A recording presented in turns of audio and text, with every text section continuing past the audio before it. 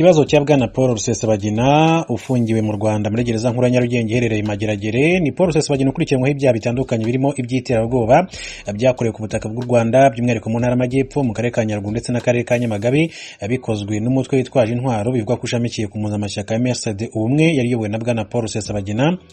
Ibi bitero rero byaguyemo Abanyarwanda biza gutuma Paul Rusesabagina afatwa, agezwa imbere y'ubutabera mu Rwanda, akaba anafunzwe.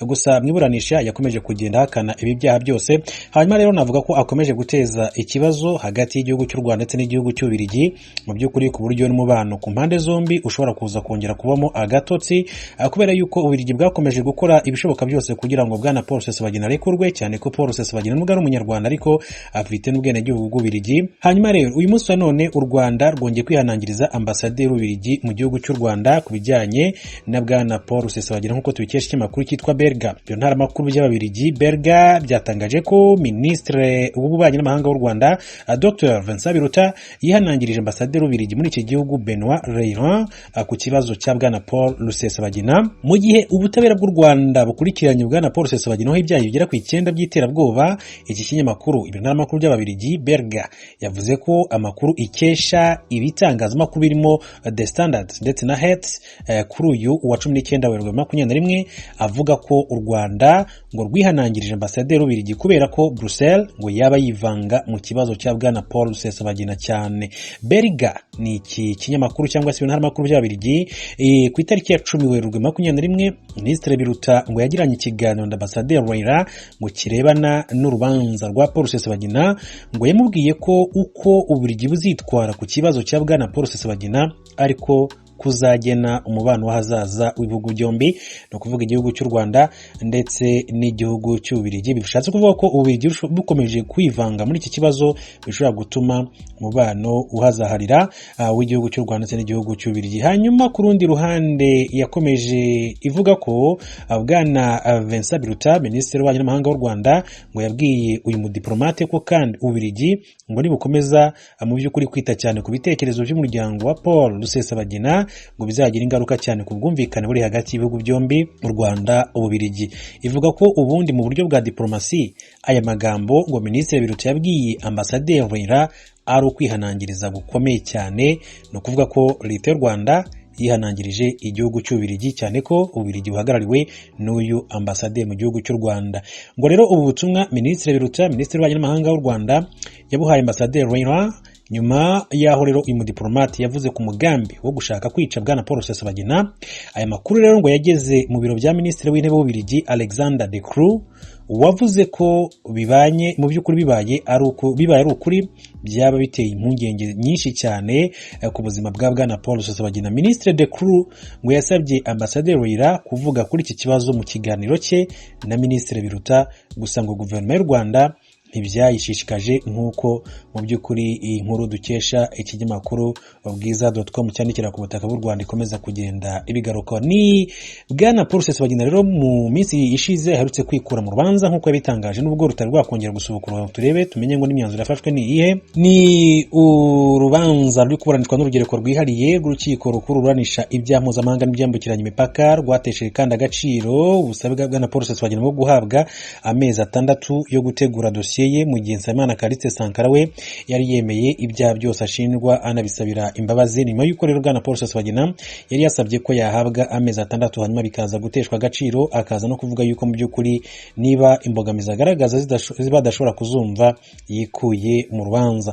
Mu iburanisha ryari ryabaye kwa gatanu icyo gihe bwana Paul Rusesabagina yatangiye asaba urukiko guhabwa igihe gikwiye cy'amezi agera kuri 6 yo gutegura neza dosiye ye kuko atabonye uburyo bwo kubikora. Rusesabagina yavuze ko yahuye n'imbogamizi zo kuba atarabona mudasobwa irimo dosiye yose, ati kuba adafite ibikoresho birimo imprimante, impapuro n'amakaramu, kuba ataremerewe kunganirwa n'abavoka ndetse n'abanyamahanga yihitiyemo, kandi akaba afite dosiye nini cyane ugereranyije n'abandi baburanyi nk'uko yabyitangarije. Ibi rero yabishingiyeho asaba guhabwa amezi agera kuri 6 kugira ngo yige neza dosiye ye kandi ayisesengure neza ku buryo aziregura neza mu by'ukuri azi ibikubiye muri dosiye ye. Ni ubusabe bwagiyeho impaka ndende, ariko ubushinjacyaha bukerekana ko nta shingiro bufite kuko imyanzuro isabirwa igihe yagombaga rero gutangwa mu minsi 30 kuva dosiye iregewe urukiko mu Gushyingo 2020 none hakaba hashize amezi agera kuri 4 nk'uko babitangaje icyo gihe. Nyuma yo kwiherera rero urukiko rwaje kwanzura ko urubanza rukomeza kuburanishwa mu mizi runatesha agaciro ubusabe bwa Bwana Paul Rusesabagina. Nyuma y'uru mwanzuro Rusesabagina yatangaje ko kubera atizeye kuzabona ubutabera yikuye mu rubanza, urukiko rero rwahise rukomeza kuburanisha Nsabimana Callixte Sankara wahoze ari umuvugizi wa MRCD-FRN, umutwe w'inyeshyamba wagabye ibitero bitandukanye ku butaka bw'u Rwanda. Uyu musore rero w'imyaka 39 aregwa ibyaha bigera kuri 17 bifitanye isano n'iterabwoba. Kuri uwo munsi kandi yireguye ku byaha 8 kuko 9 yari yamaze kubisobanuraho. Yavuze ko yemera ibyaha byose aregwa akanicuza akanabisabira imbabazi by'umwihariko kubo byagizeho ingaruka. Mu kwiregura kwe Bwana Sankara yikije cyane ku buryo inkunga yo gufasha FRN yabonekaga, anakomoza by'umwihariko ku bufasha bwatanzwe na Perezida wa Zambia Edgar Lungu, ubucuti bwe na Rusesabagina Paul n'amayeri bakoreshaga mu biganiro byabo ngo guhererekanya amafaranga. Urubanza kandi nakubwira ko ruhuriyemo abantu bagera kuri 21 baregwa ibyaha bifitanye isano n'ibikorwa by'iterabwoba bakekwaho ku butaka bw'u Rwanda. Hanyuma rero mu by'ukuri Sankara yagarutse ku bufasha FRN n'ubucuti bwa Paul Rusesabagina ndetse na Perezida wa Zambia Edgar Lungu. Sankara yavuze ko hari amafaranga yibuka yahawe na FRN mu by'ukuri agera ku 255 by'amadolari y'Amerika yatanzwe n'abantu batandukanye. Muri ayo yavuze ko ibihumbi bigera ku 190 by'amadolari yatanzwe na Paul Rusesabagina. Icyo gihe ngo ibihumbi bigera ku 100 by'amadolari yahawe na General Murani, amwongerera ibihumbi bigera kuri 20 by'amadolari General Habimana Hamada yamuhaye ibihumbi bigera ku 150 by'amadolari. Ati yose hamwe rero yayakuye kwa Edgar Lungu, Perezida wa Zambia, ndetse na Nsengiyumva Apollinaire uba muri Zambia akaba ari n'inshuti ye magara. Ati niyo mafaranga rero yakoreshejwe mu gutegura ibitero. Sankara yakomeje avuga ko ibindi bihumbi bigera kuri 20 by'amadolari yahaye General Irategeka Wilson, akurwaho ibihumbi bigera kuri 6 by'amadolari byahawe ingabo zagiye muri Uganda. Muri icyo gihe kandi ngo ibihumbi bigera kuri 20 by'amadolari byahawe General Hakizimana Antoine uzwi nka Jeva washakaga gutera u Rwanda anyuze mu birunga. Yashakaga kandi nibura ibihumbi bigera kuri 50 by'amadolari y'Amerika. Sankara yavuze ko yumvaga rero mu by'ukuri ati bavuga Pare wa Batisimu ariko ngo ntiyamenye uwo ari we. Yavuze ko iryo zina ngo yaje gusanga rihabwa Perezida wa Zambia Edgar Lungu kubera ubufasha yabahaga. Ati muri iyo minsi yatanze amafaranga nibwo namenye ko ari Edgar Lungu bavugaga. Ati nubwo nafatwaga ati nafashwe mu by'ukuri bambwira ko uwo perezida yari bivuze ko azongera gutanga inkunga. Ati Perezida Kagame nava ku buyobozi bw'umuryango wa Afurika yunze ubumwe. Bwana Sankara yavuze ko nta nyungu afite mu kuba yabeshyira perezida w'iki gihugu cyangwa akaba ari we atoranya gusa, aho kuvuga Petero Nkurunziza ayobora Burundi cyangwa Museveni wa Uganda, cyane ko n'ibihugu bitari bibanye neza. Ati none se Bwana Rusesabagina yahagararaga hano agahakana ko ataziranye na Perezida Edgar Lungu? Ati mu nshuti zose kuki nicara hano nkahitamo Edgar Lungu? Hari sambu dupfa nigeze mfungirwa yose sinari muzi. Usibye inkunga yatanzwe na Edgar Lungu binyuze ku munyarwanda uba muri Zambia Nsengiyumva Apollinaire, hari ibihumbi bigera ngo ku 10 by'amadolari y'Amerika yavanywe muri Australia akusanyijwe na Kanija Jean Paul, ibihumbi bigera ku 10 yakusanyijwe n'abasenateri babiri bo muri Amerika, ibihumbi 25 yakusanyijwe na Eric Munyemana muri Malawi n'abandi. Ati nandi agera ku 10 yakuwe mu gihugu cy'Ubirigi. Yasobanuye ko adafite neza imibare kuko n'ibimenyetso byinshi cyane ngo yahitaga abisiba kugira ngo atazafatwa. Ati icyo mwamenya nuko iyo umuntu ari inyeshyamba aba agomba guhisha ibimenyetso. Ati sinari nzi ko rero nzagera muri situation ngo negeranye ibimenyetso.